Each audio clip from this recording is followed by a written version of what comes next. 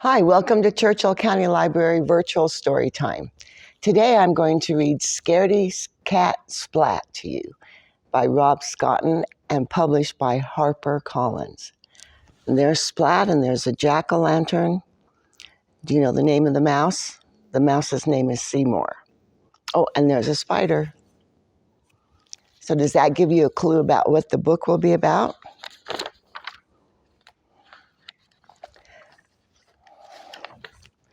"Mom," cried Splat, "there's a scary spider on my jack-o'-lantern.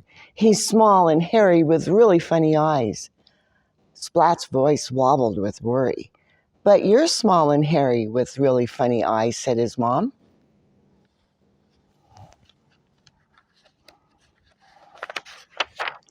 Splat thought for a moment. "But I haven't got 8 legs," he replied.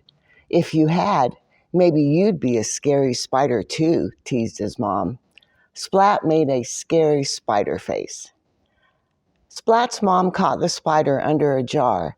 Splat looked closely at the spider. It didn't look so scary now that it was trapped.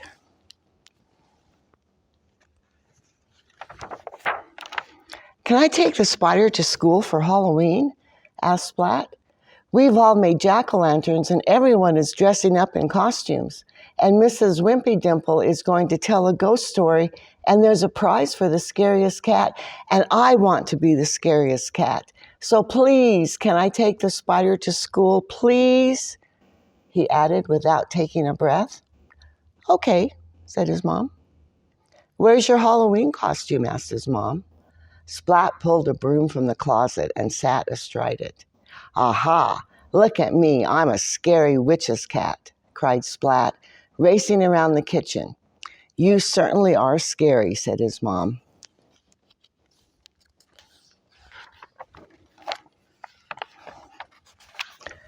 Then disaster struck. Splat tripped over his tail, and with a crack, the broom handle snapped in two. His scary witch's cat costume was ruined. "Now I've got nothing to wear," Splat groaned. Even Seymour couldn't console him. What will he do? Splat's mom had an idea. She stuffed some old socks with scrunched up newspaper and tied them to Splat with a string. "There," she said. Splat looked in the mirror and jumped back with a squeal. "Oh, I scared myself," he said. He looked again and this time he smiled. "Look at me," he cried, waving his sock legs. "I'm a big, scary sock spider." Splat placed his jack-o'-lantern and spider on his wagon and set off to school. There they all go, and there's Seymour right on top. On the way, he met Spike, dressed as a mummy, and Plank, dressed as a skeleton. "They're pretty scary," said Platt. Seymour nodded and trembled a little bit. "But I'm scarier," said Splat. Splat made his scariest spider face and growled. "Grrr." Spike and Plank didn't even blink. Instead, "Boo!" cried Spike. "Boo!" cried Plank.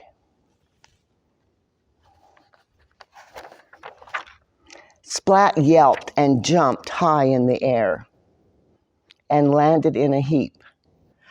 "Ah," sighed Splat. "Spike and Plank are both scarier than me." Seymour nodded and trembled a little bit more. "I'll never win the prize for scariest cat," said Splat.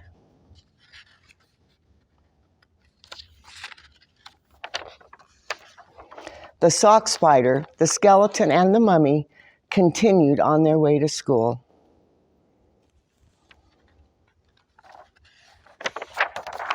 In class, everyone showed their jack-o'-lanterns. Splat's jack-o'-lantern made everyone laugh. "Ah," Splat sighed. "I'll never win the prize for the scariest cat." Seymour shook his head. Everyone placed flashlights in their jack-o'-lanterns, and Mrs. Wimpy Dimple turned down the lights. and whispered in her best ghost story voice, "In the dark, dark wood, there's a dark, dark house. And in the dark, dark house, there's a dark, dark room. In the dark, dark room, there's a dark, dark box. And in the dark, dark box, there's a..."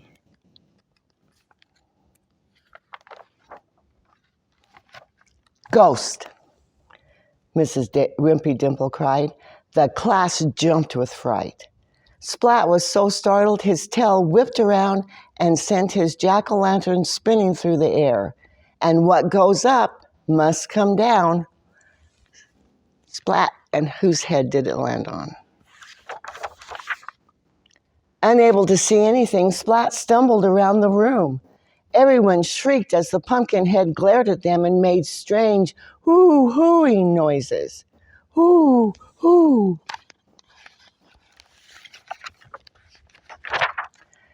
Mrs. Wimpy Dimple turned on the lights and lifted up the wayward jack-o'-lantern. The shrieking turned to laughter as Splat fell out. Calm down, hushed Mrs. Wimpy Dimple. Now, class, who should win the prize for being the scariest cat? And who do you think it is? Splat! They all cheered, and he got a little trophy, and it says Scariest Cat. I hope you like that story.